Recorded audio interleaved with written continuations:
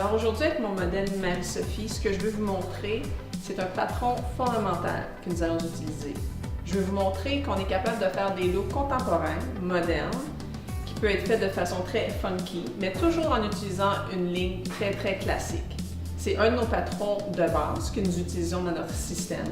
Et le patron qu'on utilise aujourd'hui est le pivot naturel. Alors, je vous montre les sections. Alors, la technique est un pivot virtuel. C'est virtuel car j'ai une section dans mon chemin ici en haut. Et dans le fond, moi, ce que je veux faire, c'est pivoter à partir de la fleur naturelle de la pousse ici. Alors, la petite rotation, la petite rosette qu'on a naturellement. Alors, je vais virtuellement pivoter de là. Alors, je vais pivoter tout de suite en dessous en m'alignant avec ma fleur. Mon angle que je vais utiliser, c'est l'angle naturel de la tête. Alors, c'est le 90 de la rondeur de la tête. Mais quand je vais arriver derrière l'oreille, je vais commencer à ouvrir mes angles un peu pour avoir un peu plus de poids derrière les oreilles. Je vais faire ça des deux côtés. Une fois terminé, je vais aller chercher ma ligne de masse. Maintenant, je vais repivoter de ma fleur. Et encore, en travaillant en pivot, je vais arrêter sur ma ligne d'ancrage des deux côtés. Alors cette fois-ci, j'aurai le derrière complètement fait en pivot.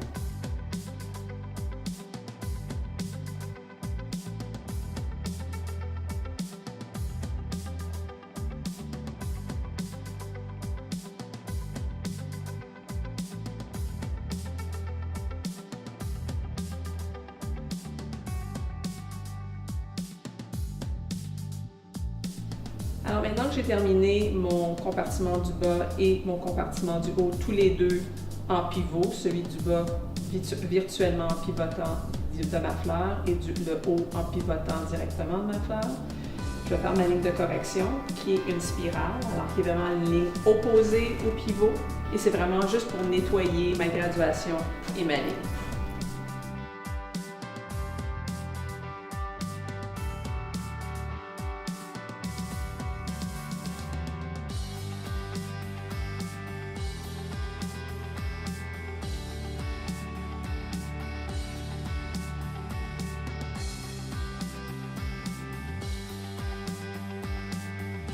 Alors maintenant que j'ai terminé l'arrière, je vais continuer mon patron de la même façon, en pivot.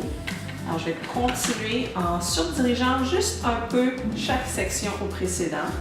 Et éventuellement, ma section va devenir parallèle à la séparation. Ce qui va m'aider à accumuler un peu de poids ici pour que je puisse après ça travailler une ligne de finition un peu plus détaillée sur son front. Un autre élément que je vais rajouter, et c'est vraiment plus une question de me donner un peu plus d'options tout à l'heure à la finition, c'est dans mes sections, le dernier pouce de la section, je ne vais pas le couper. Je vais le laisser pour voir si peut-être je pourrais faire quelque chose d'intéressant avec la fin de la section. Alors peut-être une petite déco ou quelque chose qui pourrait donner un petit look un peu différent.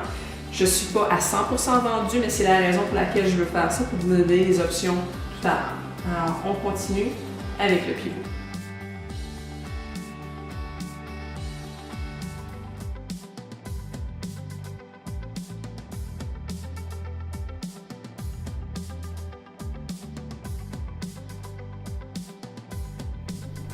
Alors, de ce côté, je vais faire exactement la même technique du sens opposé, excepté que je vais faire mon pivot avec énormément de surdirection. Je vais surdiriger toutes les sections derrière l'oreille. Alors, exactement le même sectionnement en pivot à partir de ma pousse naturelle, mais avec la surdirection exagérée pour avoir un peu plus de masse.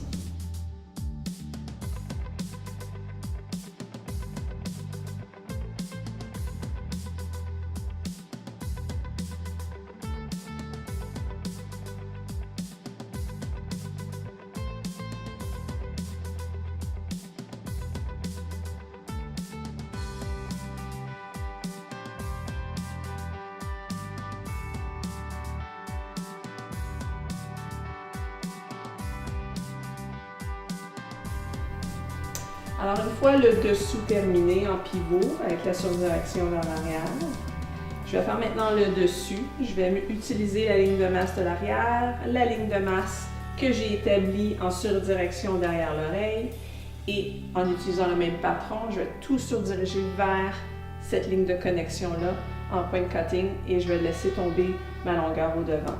Alors, toute la finition du devant, du périmètre, tous les détails, je vais refaire et retravailler après le brushing. Alors, on continue avec le pivot.